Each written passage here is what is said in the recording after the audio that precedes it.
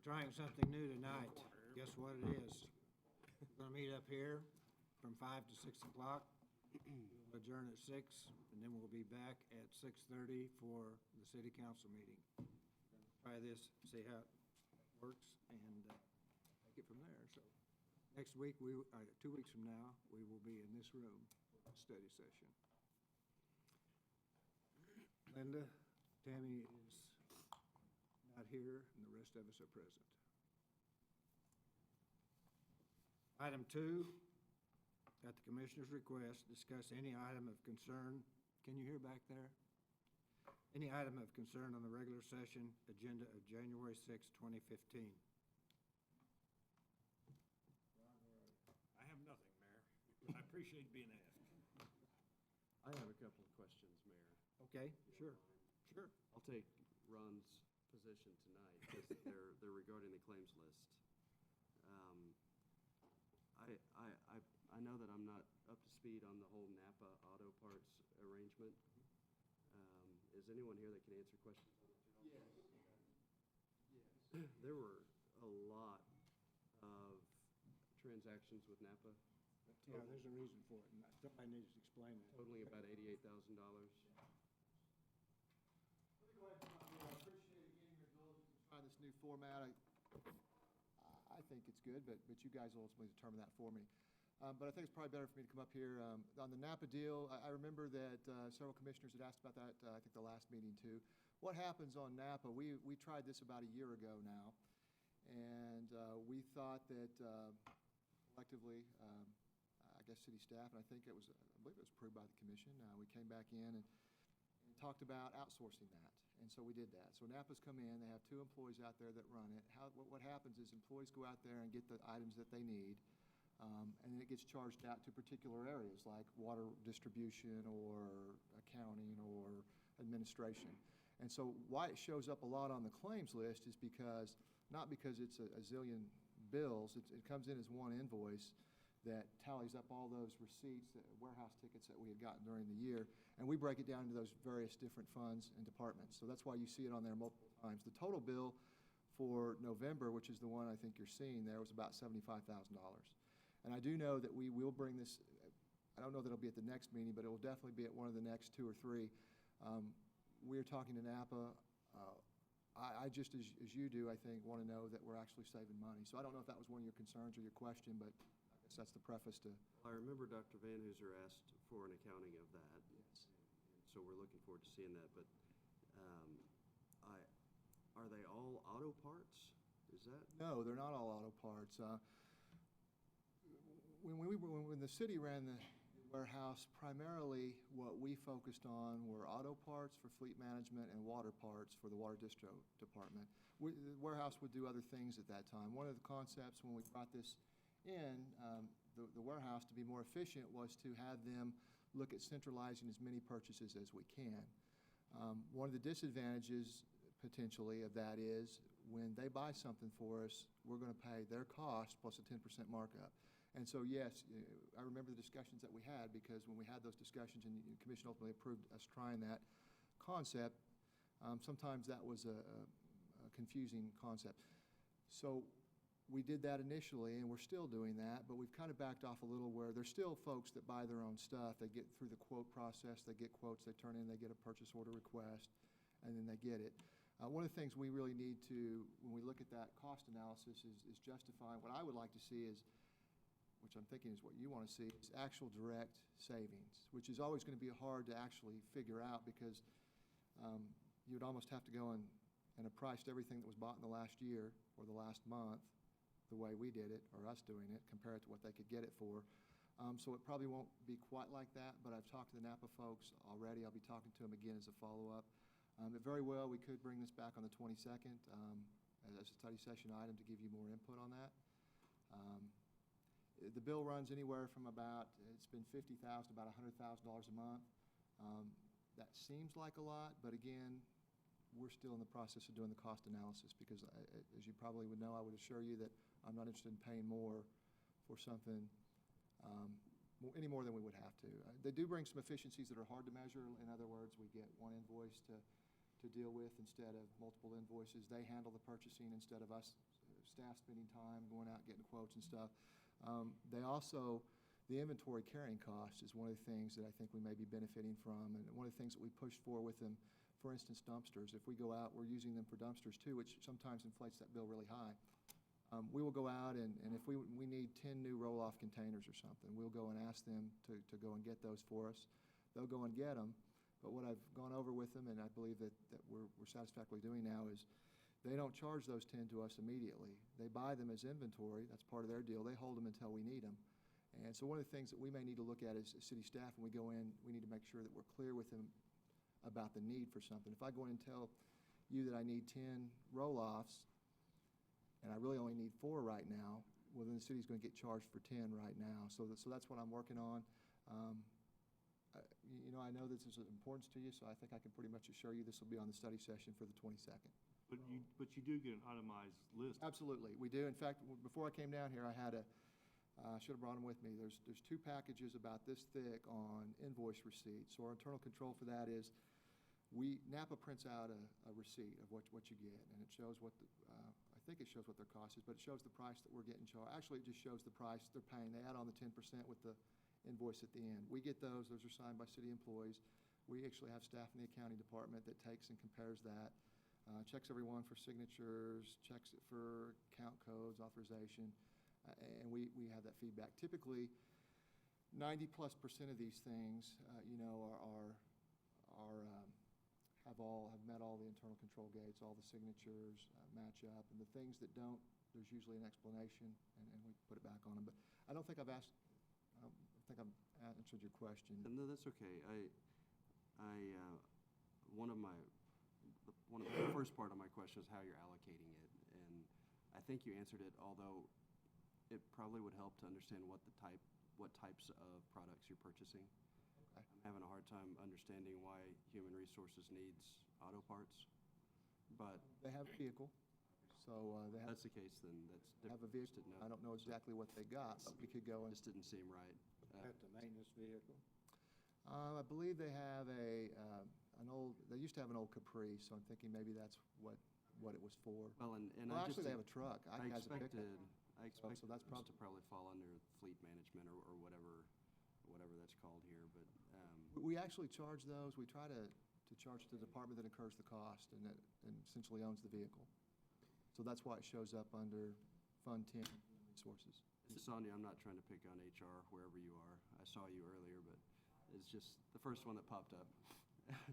And it was about almost $88,000 this time. Absolutely. So $75,000 essentially, I think, was the parts cost. The 10% markup and paying for the overhead, which is essentially the 2 people that run it, plus the electricity, plus their portion of printing, all that stuff, was about $12 grand or something. And Aaron, I'm glad to see you now, because if you want to come up here and answer all these, that'd be great. I'll just. Well, and maybe it's worthwhile just to add it to a future agenda, because I think we'll put it on questions- the 22nd. I think that we can talk about, I'll have the Napa guy here too. We can talk about the cost, we can talk about the things that we buy, and When we did the contract, I pulled up my presentation from the time that it wasn't, at the time, the part of the deal was, well, we're not just getting Napa, we're getting the associated entities which do auto, industrial, office products, and then electrical and electronic stuff. So are you saying are we doing our just general office purchasing through them still, paper and pens and et cetera? paper and pens, predominantly, we still do essentially through accounting. Okay. We buy through Quill and Merrifields and Staples. So the warehouse does not specifically do certain items. They don't do fuel, they don't do gasoline, they don't do oil, they don't do office supplies. For the most part, they don't do custodial supplies. They predominantly do auto parts, water parts, dumpsters, essentially almost any other supply or material type item that the city needs. part of it was just my own ignorance and not really knowing the history behind it, so I appreciate the explanation. Do we still have a yearly deal that we can decide if it worked or not, if we can get out of that one way or the other? I believe, yes, there's a termination clause. I'd have to refresh myself on what the termination clause is, but we will have all that information on the 22nd when we talk about study session, so that, again, I wouldn't want to continue doing it if it's not beneficial.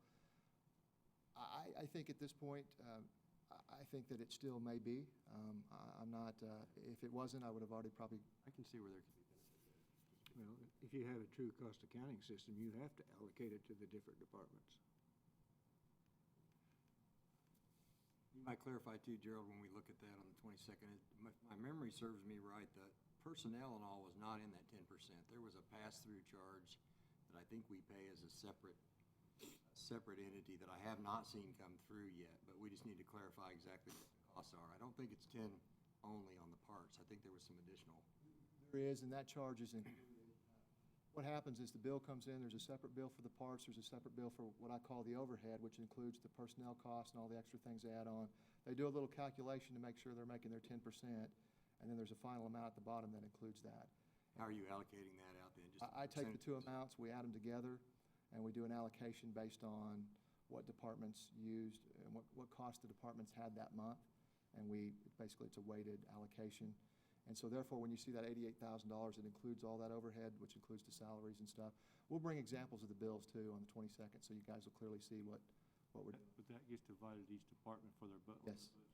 Yes, each department that bought something gets not only the cost of that plus the 10% of that material, they get the cost plus the 10%, which includes the salaries of the people, the overhead costs. Gerald, welcome as our new city. Yeah. Any other questions? Dual role right now. Well, actually, I need to make an announcement. Aaron, would you stand up and come on up here? Gosh, I'm already operating knowing that I've hired Aaron, but I told all of you. I'm very happy to have hired Erin Crawford as the next Chief Financial Officer for the City of Enid. She's worked for me for the whole time I've been here. She's been in the county department the whole time longer than I have. So she's, as I remember telling, I think I told all of you in the interview, or sometime I told you that I'm sure she'll do a much better job than I have. And it'll be great because everybody thinks I'm going to be focused only on finances, but that's not true because I have Erin. So that'll free me up to do other things. So Thank you. Great. Congrats, Aaron. Good job.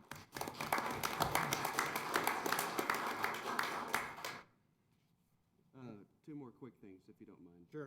And I'm still on the claims list, Gerald, although I'll disclaim it by saying that this is my least favorite part of this position.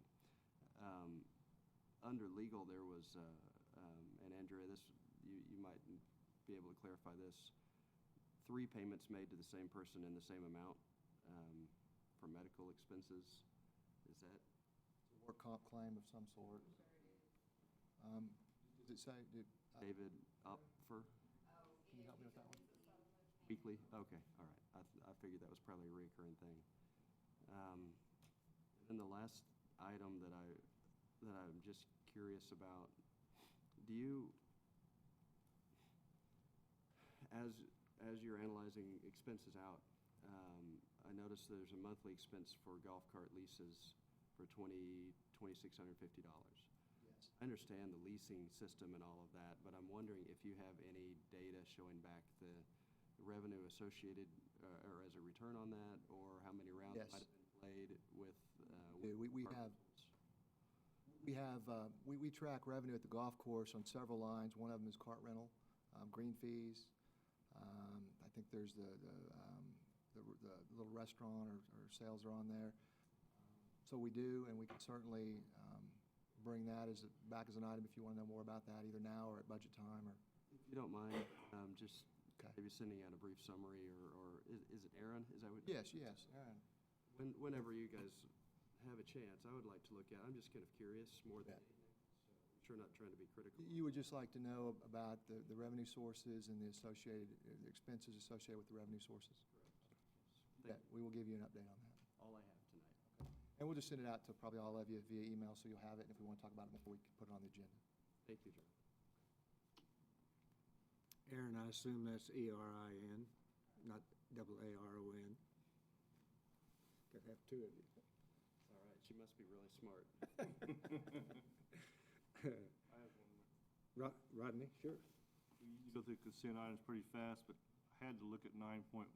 Does that really mean that we get money back, Robert? That's a deduct change order, so it means we spend less than we. That's correct. We That like means hearing it's money about we won't have them. to spend. I That's do. correct. That's correct. Yeah, that one is on the, actually, it's less water lines to relocate than we anticipated. So it's based, it's a unit bid contract, the units come in under, so the final contract is less. So yes, we have a smaller payout. We get money back.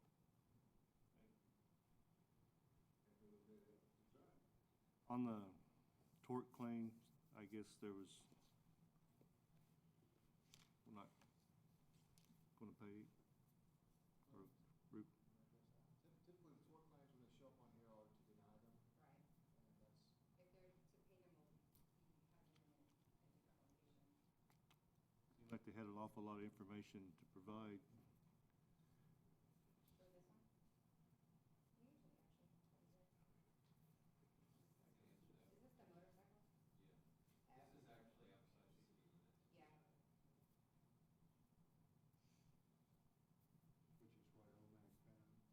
Yeah. Which is what OMAC found, whoever checked it out. Anyone else?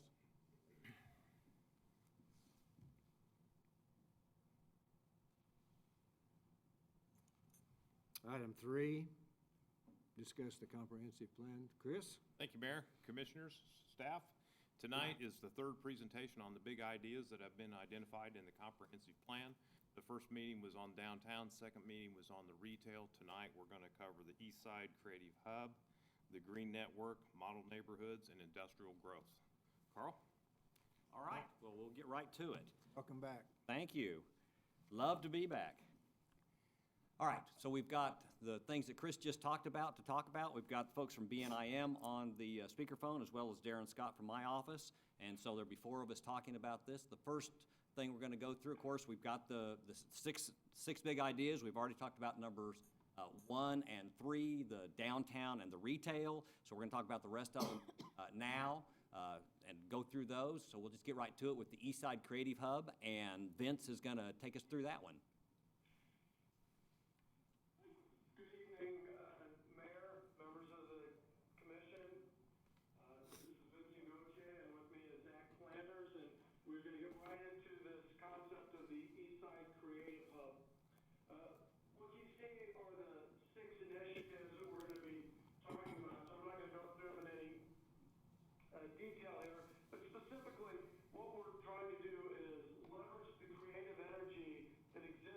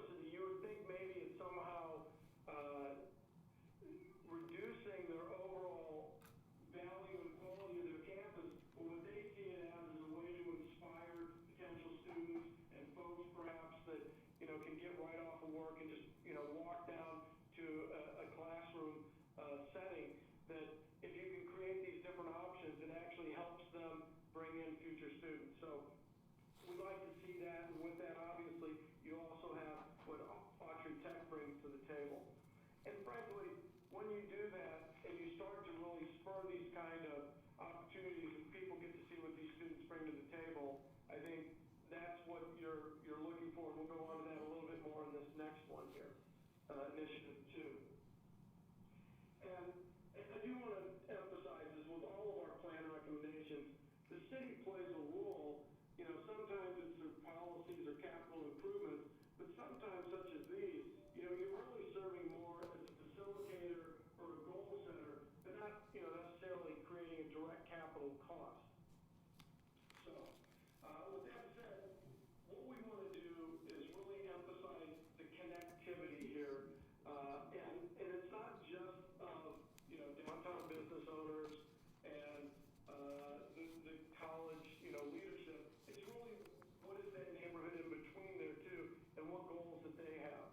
So one of the things that we like to do, and again, these are more things where the city can play this facilitator or goal setting role, is, encouraging certain training curriculum that identifies with greater workforce needs that maybe IRTA or some other folks are going to identify.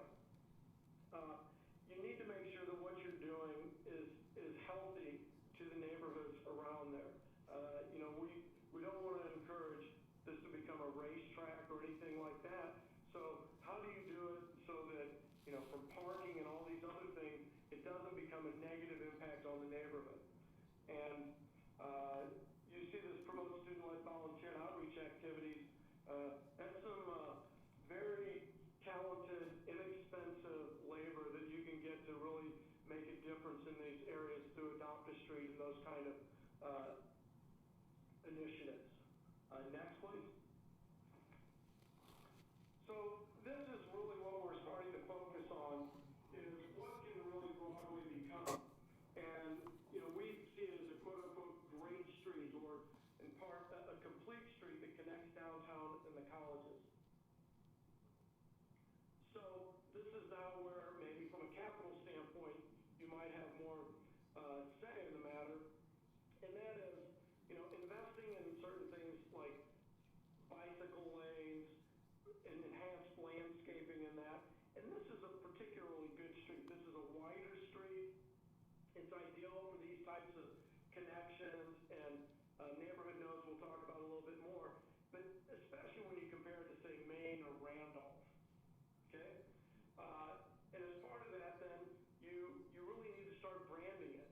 I think everybody's been to a city where, a street now, because of additional restaurants, whatever, has become kind of the good vibe, whether it's a Cumberland Avenue in Knoxville, Tennessee, that's a University Strip, or any other place, the Rodeo Drive. So, you have to give it that kind of branding, and we've talked about that throughout this process. The third recommendation in this regard has to do with what complete streets are, and that means understanding from basically building front to building front how that public realm is an environment that is actually enriching the people, because the sidewalks are safe, they feel comfortable walking in the area, they can be under shade, a cafe can have space out front. All those things I know that you intrinsically understand, but the standards then have to speak to that. Next thing is, you do have these alleys, and obviously a lot of them vacated, but I think could be some real creative uses with those kind of spaces, especially as you look to foster an area for more creative class. Next, please. So what you're looking at is the approximately 1.5 miles or 8,600 feet between the two areas, and it's just long enough that you're going to have all kinds of modes of transit and traffic going on in this area, and consequently, I think this is what the complete street needs to address. This is a very easy bicycle ride, as you all know, from the campus area to downtown. It's a little bit of a walk, but it can still be done, and when you're 19 years old, it's a lot easier to do that.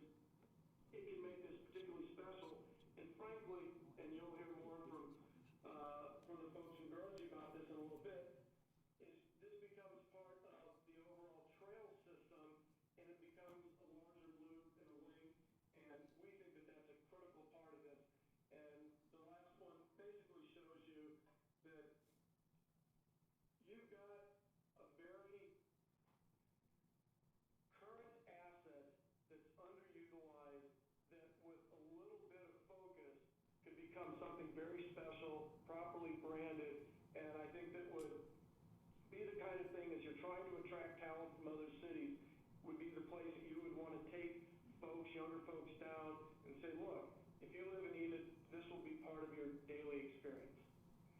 So thank you, and I'm going to flip it back to you all. A question or two, if I may. I don't understand this concept of the neighborhood centers. What's he actually talking about there? What is that going to be? A neighborhood center? Yes. So Vince, can you address what a neighborhood center will be? Sure. As you can see here on the slide that's up right now, some of those circular areas right now already have commercial development. You know, where the school is, where the grocery store is. Make sure that you continue to emphasize those areas, properly design again the wayfinding signs, the street furniture, those kind of things, so that that becomes a focal point. Everybody knows where that's at, and it's not just kind of scattershot spread along the corridor. Okay, so you're not talking about buildings that are places where neighbors could No, gather. we're trying to You're take talking about advantage. retail locations. Take advantage of the existing architecture, and encourage that as a node. So you have a residential area, a node, a residential area, a node, and that's a specific design intent to do it that way, I'm Ron. just not familiar with that terminology. Yeah, that's what it means. You're not reinventing the wheel. No, sir. No, we just thought we'd take advantage of what's already there, which in some cases is pretty exciting. And when we talk about the locating educational opportunities in the downtown area, has this actually been discussed with the universities? Do they show any interest in that? Yes, we've had ongoing discussions with the university about what this could mean for them. And as Vince said, they're going to meet again Thursday, talk again Thursday with NOC.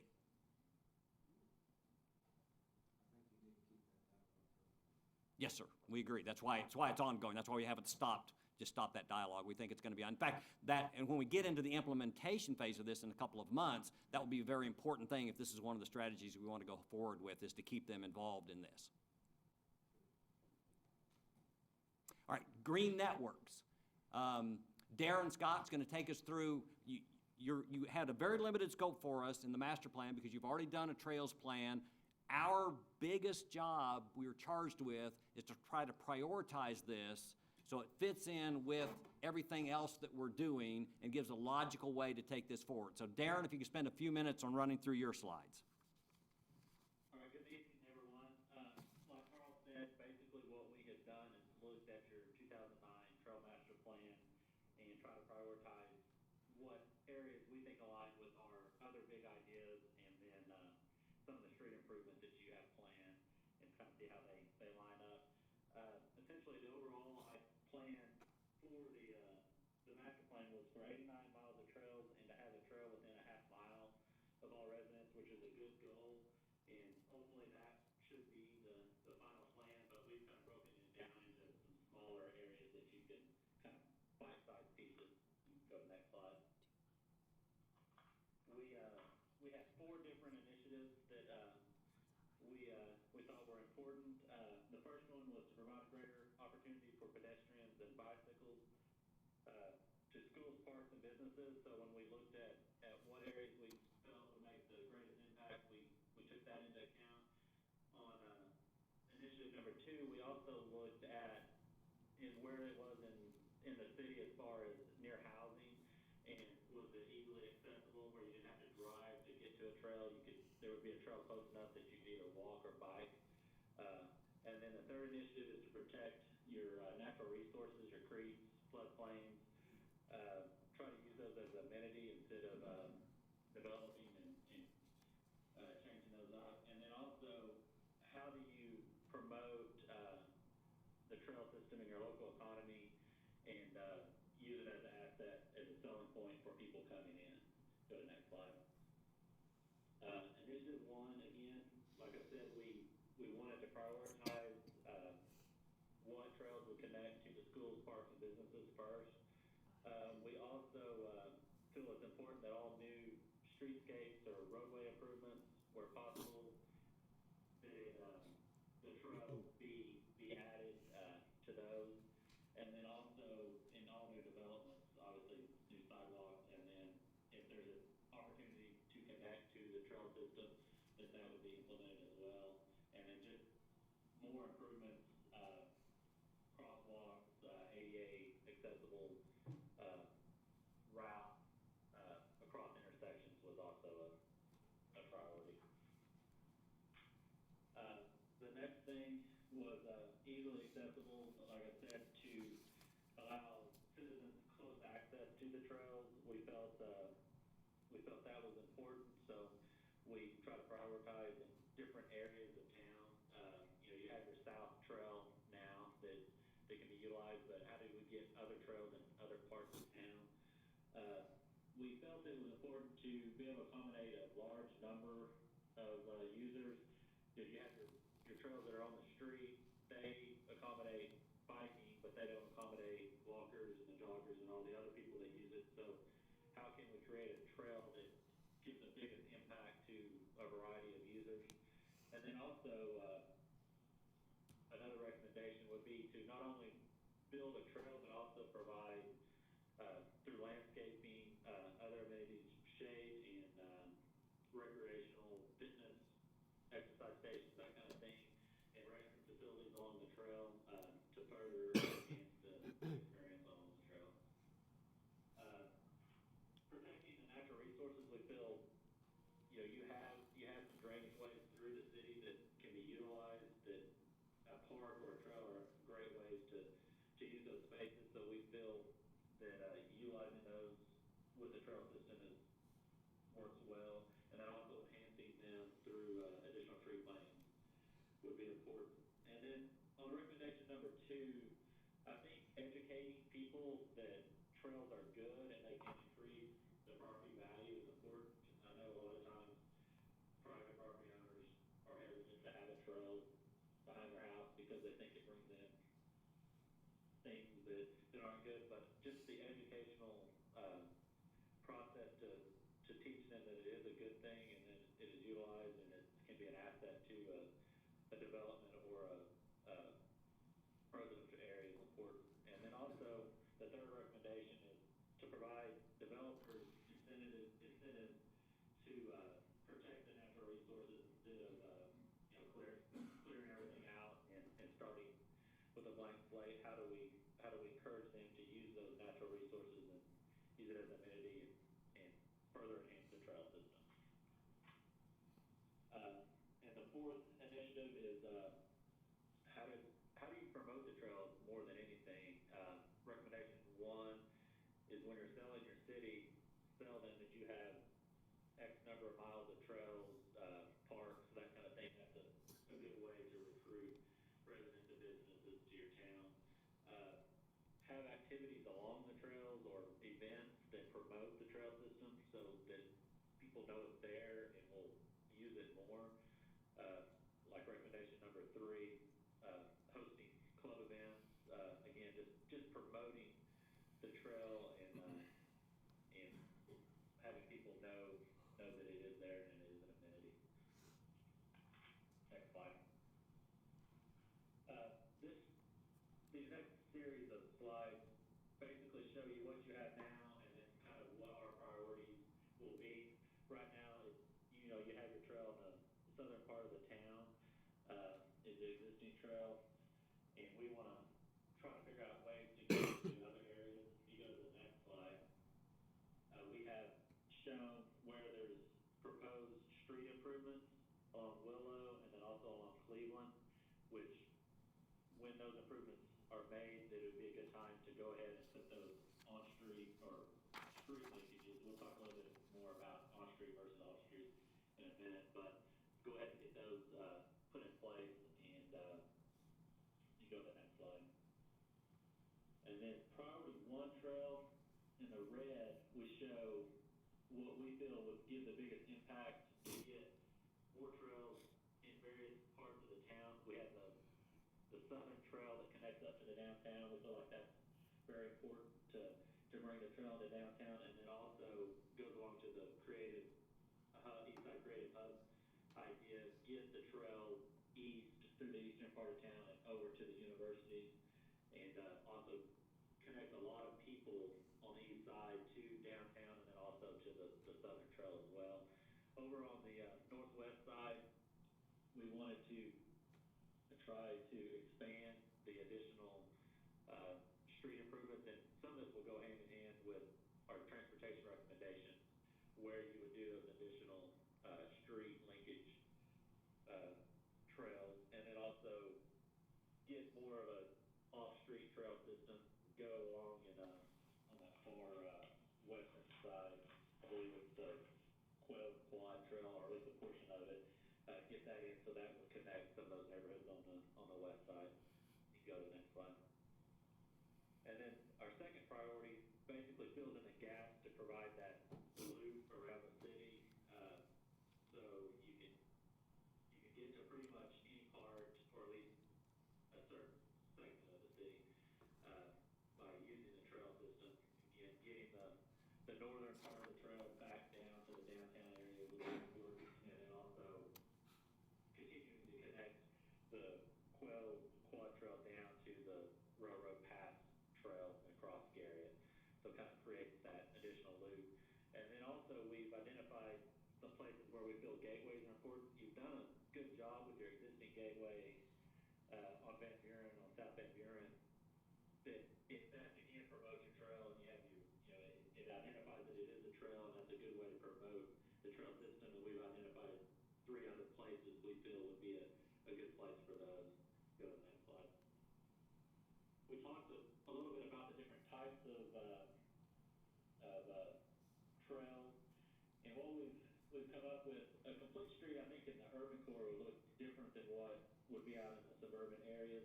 The urban core, we feel like bike lanes on street makes a lot of sense when you have your parking pretty well on the side. It's a little slower speed, but in your more suburban areas, we feel that getting the trail users or the bikers and even the walkers off the street by using a 10-foot wide minimum trail on the side works better. I know there'll be some right-of-way issues that have to be looked at, but that's a good way to get a variety of users. They're able to use the trail instead of creating a bike lane, which only bikers are able to use. So we've had kind of 2 different types of trails that we would see in different areas of town. Go to the next slide. And then this final slide just shows basically your off-street trail system with 10 to 14-foot wide. That's what you've been installing now, and then continuing your gateways are really important to continue to promote your trail. That's what I have. Thank you. Any questions for Darren, quickly? I know we're running short on time. Just a real quick one. Was there any discussion, I didn't see any of the trails heading down towards Vance. Was there any discussion to getting a leg down that way? There's been a lot of discussion in Park Board. We want to get there. But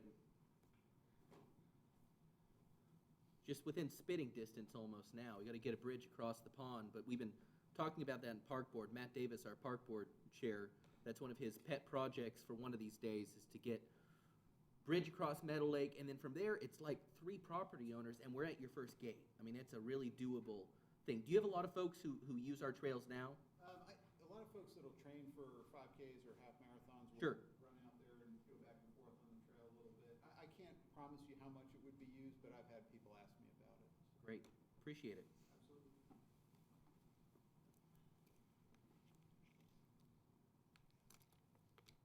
All right, we'll go on to model neighborhoods quickly. Zach, you want to take us through some of the things on the model neighborhood, please? Sure, thank you. So model neighborhoods is about increasing the quality of new and existing neighborhoods. And the 5 initiatives are A, making sure that there's a diversity of housing choices. So more multifamily, for example. Initiative 2 is about increasing connectivity. That's both about making sure that streets connect and they have facilities for everybody from walking to biking to cars. Initiative 3 is about encouraging amenity-rich neighborhood centers, and we'll talk about that a little bit more. Strategic Initiative 4 is about coordinating development, infrastructure, and services. So that's more the process for building new neighborhoods. And number 5 is about stabilizing and enhancing the existing neighborhoods. So we'll talk about Initiative 1. Both the CDS housing study and the work that we've done points to there being strong demand for housing in the future, and also that there's demand for greater choice and options. And so we recommend building neighborhoods that integrate multifamily and single family into a cohesive neighborhood. So that way parents with kids and grandparents and young people can all live together in a neighborhood and not separated out into different kinds of housing and different kinds of neighborhoods.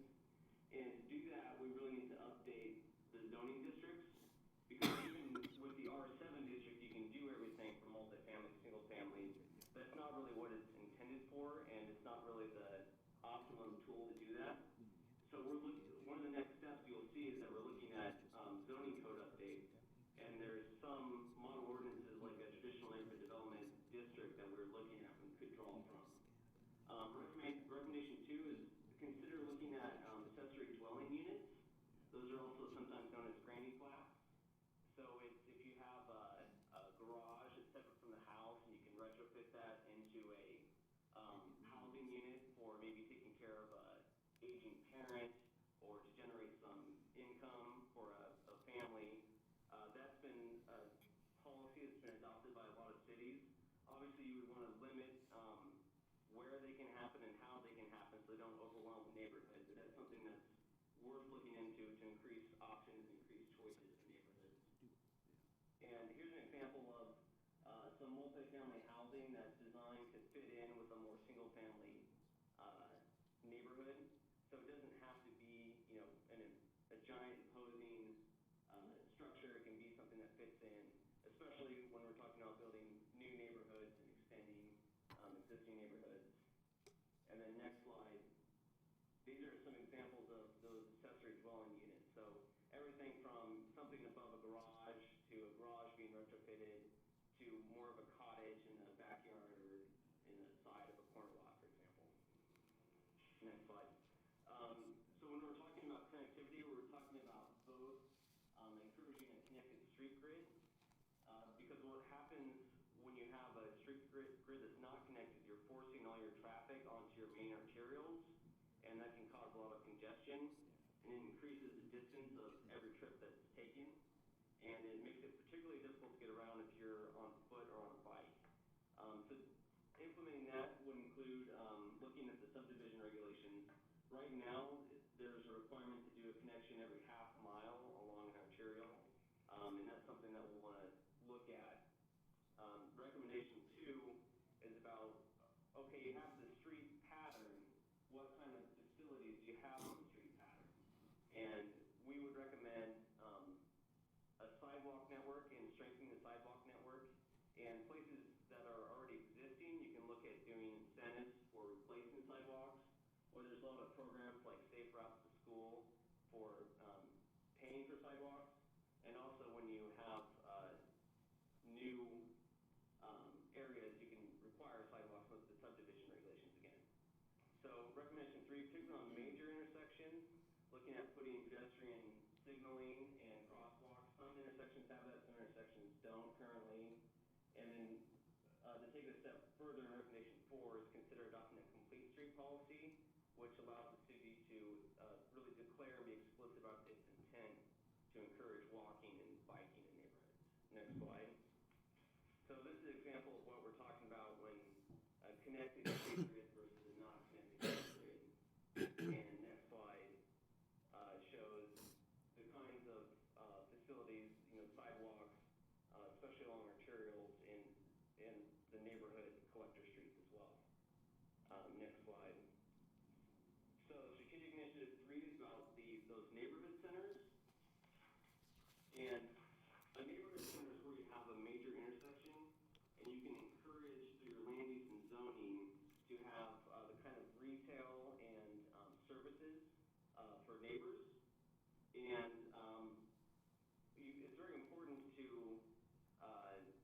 work with those nodes to make sure that they're coordinated, to do things like share parking, limit number of curb cuts, siding the buildings on the street, encouraging infrastructure improvements such as sidewalks, so that you really have that pedestrian neighborhood center environment instead of uncoordinated development, which I'll show in a minute.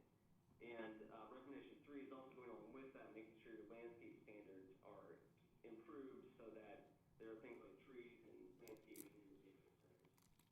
If you go to the next slide, you can see the bottom graphic there is the idea that this can occur on intersections where you have two major streets coming together, and those are identified in the land use plan. The top is about how a coordinated community center looks like versus an uncoordinated development where every site has its own internal circulation, its own parking. If you bundle those things together, you can have a much more pleasant environment, especially in a neighborhood setting. Next slide. And so here's just a draft of the land use plan, and I won't go into this for time, but we're starting to identify where those neighborhood centers could occur with those orange boxes. Next slide. So initiative number 4 is about process and coordinating development infrastructure and services. So we know that Enid is growing, and there's going to be a higher demand for multifamily units. And if you build it in a way that those units are integrated into a neighborhood, a variety of housing choices, and you coordinate your community centers, you're going to end up with a much more efficient use of land, and each mile or unit of infrastructure that you build is going to serve more housing units and a higher dollar value of development. So what that means is that you can raise your standards for development, and that those costs are spread out over more people. So it's not prohibitively expensive to do these kinds of things when it's done in conjunction with new development and growth. So the first recommendation is about using infrastructure to support development. Recommendation 2, at the same time that you're doing that, you can raise the minimum standards.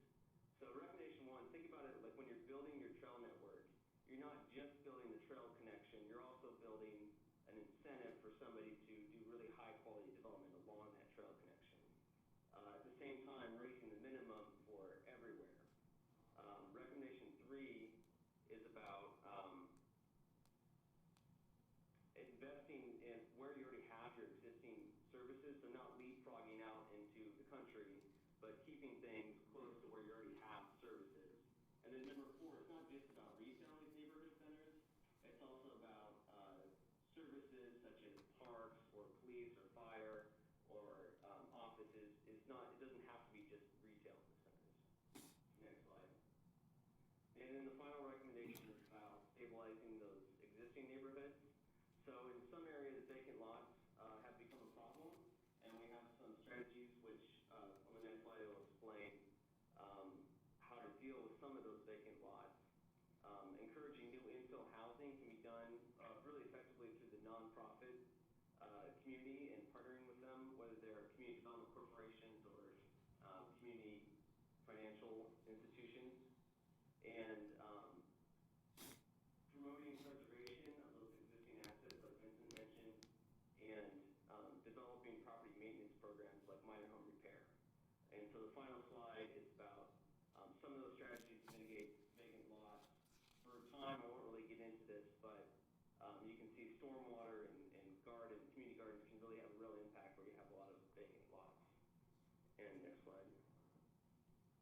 All right, we're going to talk then about, is there any questions for Zach about the model neighborhoods he presented? I have a question. Mayor. Explain the pricing points that was on the very first slide. Zach, can you explain the pricing points that was on the first slide? Price points, so different prices for rents or for mortgage payments on housing. So instead of having some neighborhoods, is what we're talking about. Houses for $100,000 and $200,000 and potentially rental property as well, all co-located. One question on the mixed housing neighborhoods. Our experience with that has been that the private home neighborhoods don't want apartments built in their neighborhood. Now, how do you overcome that? I think what we're talking about here is generally new developments where you're going to do that intentionally so that people buying a house understand what they're buying into. But my concern is that, of course, we're also restricted on what the developers and builders want to build. I mean, we can't necessarily tell them, we can tell them what we prefer, but they're still gonna build what they think they can sell and make the most money out of it. Right, and we think that there's some zoning techniques we can use to make this a process where the developers will want to do this. Probably it will be required, it will be a greenfield development, most likely, where this would have to start, where a developer would know that he was building all of that, and the people buying there would know that they were buying all of that. So we're not trying to say, let's just go into an existing neighborhood where there's a vacant lot and put up a multifamily house in that vacant lot. This would have to be an intentional strategy with an intentional background to it through the zoning ordinances.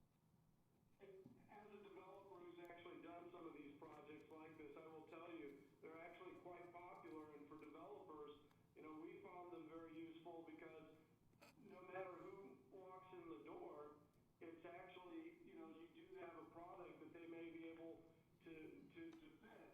And frankly, I think if it's done properly, and especially if you can incorporate a little retail with it, it does create a true community. And in general, most people seem to like that. All right, well, we've got a limited amount of time. Let's talk a little bit about industrial. We have the 6 initiatives. I won't read these to you right now. The long-term water supply, of course, the city right now is soliciting proposals from engineering firms to look at the long-term water supply of bringing water from CAW to the city, and so I won't elaborate on that. This just simply states that that is something that needs to be looked at closely to see if that's the right thing to do, given getting the Arkansas River water rights and the CAW Reservoir storage rights. I won't elaborate on that, but that will require changes to the distribution system, which is why we put that as strategic initiative number 2. Believe that the treatment plant would best be suited where it's visible from the industrial partners that you might be bringing in, so that they know that they have water, because we believe that that's one of the key elements of bringing people in for industrial development, is that they can see their water supply. So located on the east side, but that will require that we'll have to do a transmission main across to existing plant number 1 and probably install a pump station at plant number 1. So this gives you a little diagram.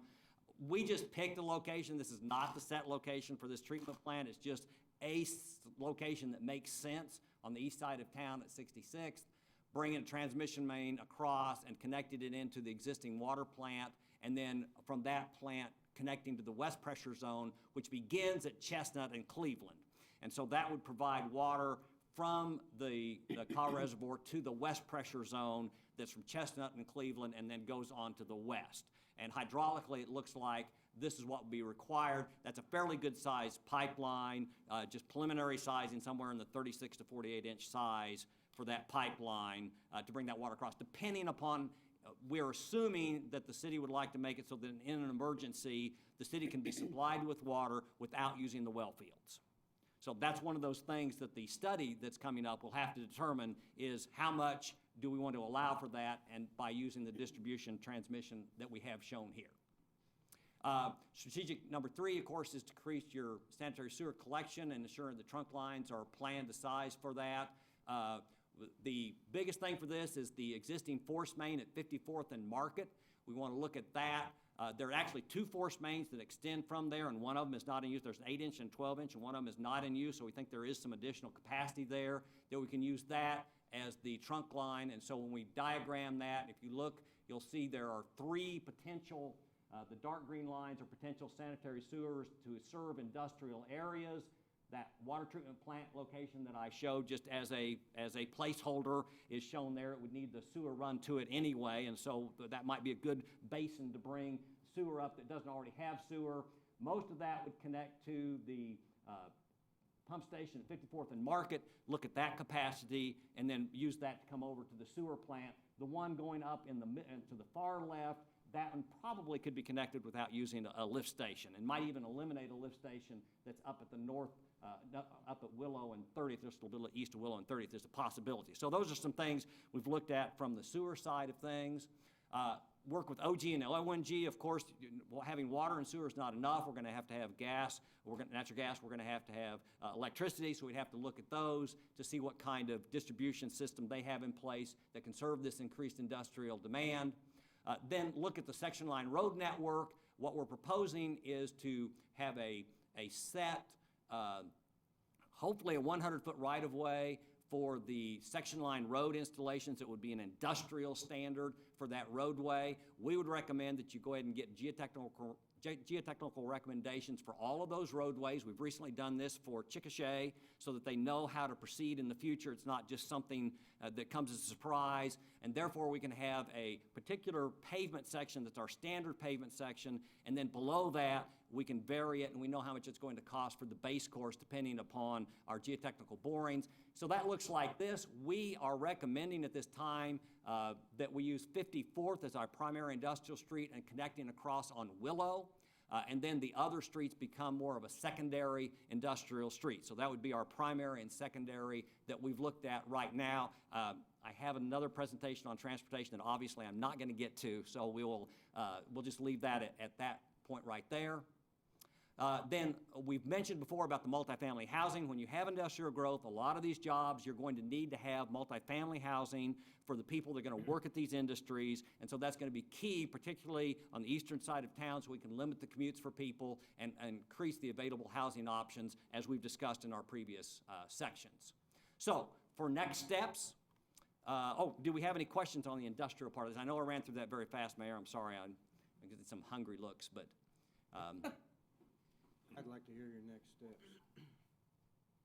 Commissioner Wilson? Okay. All right. So next up, we have the draft land use plan. Zach alluded to this before. We've been developing a land use plan that incorporates these concepts we've been talking about, and so therefore the land use plan would be reflective of all these big ideas and the concepts that we've been talking about, and that's being developed as we've gone through and looked at each of these things. There is a public meeting that's planned for this. What we're intending is that we would, after this meeting, we would come to you with a draft. We would have a workshop with the commissioners over that draft, take it back, make corrections. Hey, we got this a little bit wrong. We didn't hear this properly. And then bring you a final draft. And that final draft would then be put out. Chris and I were talking about putting that out so the public could see that in advance of a public meeting that would be held. That public meeting, what we're looking at time frame wise, is about the first week of March for having that public meeting. Then we would, anything that came out of that, hey, we didn't think about that, we need to massage this a little bit, we would come back and we would have the hearing in front of the Metropolitan Planning Organization. We'd have that hearing. That's a required hearing. That would give the public another chance as well as another public meeting. And then we would have the adoption of it at a city council meeting, followed immediately the next day, hopefully, by a workshop where during that workshop we could get the stakeholders together, people take ownership of parts of this, because this isn't going to go anywhere unless we get people to have ownership of these things and take them on as projects. And so we'd intend to have that implementation workshop. And then along with this, you've asked us to look at some zoning and subdivision regulations. What are the problems with the existing code? How can we fix that and give you some, this won't be a complete rewrite of your code, but at least give you some guidance on how we could get that code changed so that it will implement some of these plans that we've been talking about. There's the implementation workshop that I was just talking about, where we bring in stakeholders, the same group of stakeholders we tried to engage initially, the same group of stakeholders we would engage with the draft after you've seen it, get the stakeholders to look at it also, and then get that same group of stakeholders, or additional ones as well, in the implementation workshop. All right, so that's the presentation for this evening. Do I have any questions or directions from the council?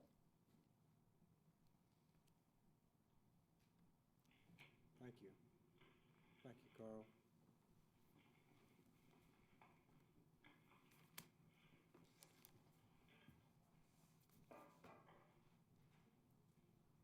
We will adjourn and meet back here at 6:30.